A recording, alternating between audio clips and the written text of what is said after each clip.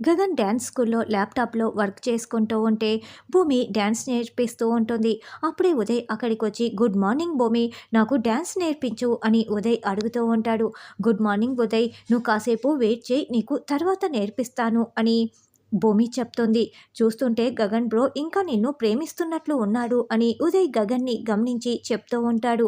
అవునా అంటూ భూమి గగన్ ఇద్దరు ఒకరిని ఒకరు చూడకుండా ఇంకొకరిని చూసుకుంటూ మురిసిపోతూ ఉంటారు.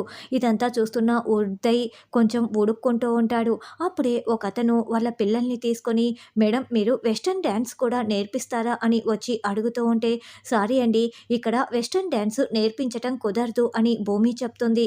అవునా మేడం, అది కూడా నేర్పిస్తే బాగుంటుంది అనుకున్నాం, ఓకే మేడం అని అతను వెళ్తూ ఉంటాడు.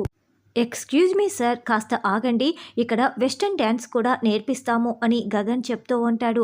గగన్ గారు అని భూమి పిలుస్తూ అడుగుతూ ఉంటుంది. చూడు భూమి, నీకు నేర్పించటం ఇష్టం లేకపోతే సైలెంట్‌గా ఉండు. నేను నేర్పిస్తాను అని గగన్ చెప్పటంతో భూమి, ఉదయ్ ఇద్దరు షాకింగ్‌గా వింటూ ఉంటారు.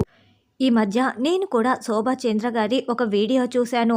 అన్ని సంస్కృతుల్ని గౌరవించటమే మన భారతీయ తత్వం అని ఆవిడ ఆ వీడియోలో మాట్లాడారు.